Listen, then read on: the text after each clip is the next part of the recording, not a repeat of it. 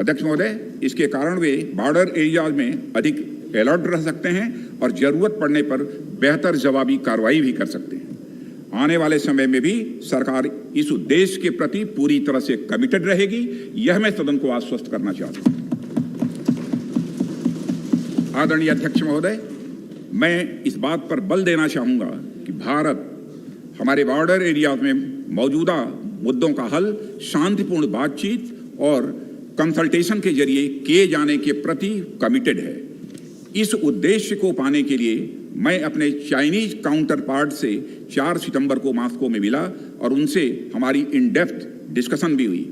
मैंने स्पष्ट तरीके से हमारी चिंताओं को चीनी पक्ष के सामने रखा, जो उनकी बड़ी संख्या में ट्रूप्स की तैनाती और उनका एग्रेसिव बिहेवियर और यूनिलैटरल स्टेटस को बदलने की कोशिश से रिलेटेड था। मैंने यह भी स्पष्ट किया कि हम इस मुद्दे को शांतिपूर्ण ढंग से हल करना चाहते हैं और हम चाहते हैं कि चीनी पक्ष हमारे साथ मिलकर काम करे। वहीं हमने अध्यक्ष महोदय, यह भी स्पष्ट कर दिया कि हम भारत की सॉवरेनिटी और टेरिटोरियल इंटीग्रिटी की रक्षा के लिए पूरी तरह से डिटरमिन्ड हैं। इसके बाद मेरे कोलीग विदेश मंत्री श्री जयशंकर जी भी 10 सितंबर को मॉस्को में चाइनीज विदेश मंत्री से मिले। दोनों एक एग्रीमेंट पर पहुंचे कि यदि चाइनीज साइड द्वारा सिंसियरली और फेथफुली एग्रीमेंट को इंप्लीमेंट किया जाता है तो कंप्लीट डिसएंगेजमेंट प्राप्त किया जा सकता है और बॉर्डर एरियाज में शांति स्थापित हो सकती है। अध्यक्ष महोदय, जैसा कि सभी सम्मानित सदस्यों को जानकारी है कि बीते समय में भी चीन के साथ हमारे बॉर्डर एरियाज में लंबे स्टैंड ऑफ्स की स्थिति यह कई बार बनी है, जिसका शांतिपूर्ण तरीके से समाधान भी किया गया था। हालांकि इस वर्ष की स्थिति, चाहे वो ट्रूप्स की स्केल ऑफ इन्वॉल्वमेंट हो या फ्रिक्शन पॉइंट्स की संख्या हो, वह पहले से बहुत अलग है।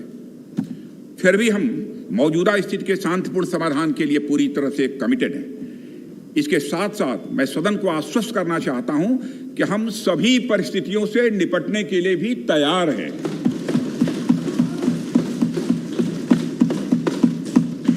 अध्यक्ष महोदय, इस सदन की एक गौरवशाली परंपरा रही है।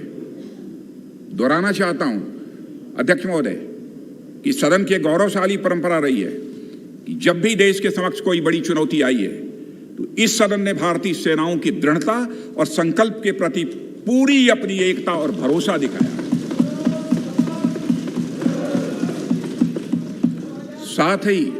साथ ही सीमा क्षेत्र में तैनात अपने बहादुर सेना के जवानों के शौर्य, पराक्रम और सीमा की सुरक्षा के प्रति उनकी प्रतिबद्धता पर पूरा इस सदन ने विश्वास व्यक्त किया है। अध्यक्ष महोदय और अध्यक्ष महोदय, मैं आपको यह विश्वास दिलाना चाहता हूं कि हमारे आर्म फोर्सेस के जवानों का जोश एवं हौसला बुलंद है, इस पर किसी को संदेह नहीं होना चाहिए।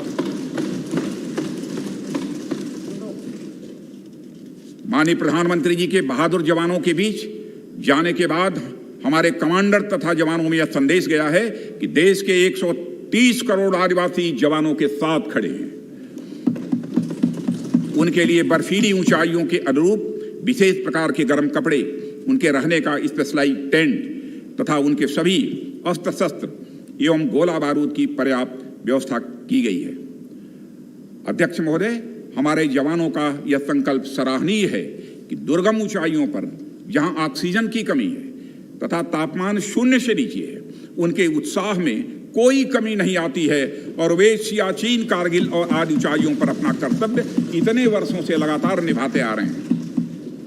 और अध्यक्ष महोदय, मुझे इस गौरवमयी सदन के साथ यह साझा करने में यह कतई संकोच नहीं है कि लद्दाख में हम एक चुनौती के दौर से गुजर रहे हैं और मैं इस सदन से यह आग्रह करना चाहता हूं कि हमें एक रेजोल्यूशन द्वारा पारित करना चाहिए कि हम अपने वीर जवानों के साथ कदम से कदम मिलाकर खड़े हैं। पूरा सदन अपने वीर जवानों के साथ कदम से कदम मिलाकर खड़ा है, जो कि अपनी जान की, अपनी जिंदगी की बगैर परवाह किए हुए देश की चोटियों की ऊंचाइयों पर विषम परिस्थितियों के बावजूद हमारी भारत माता की वह रक्षा करते हैं। यह समय है जब यह सदन अपने सशस्त्र सेनाओं के साहस और वीरता पर पूर्ण विश्वास जताते हुए उनको यह संदेश भेजे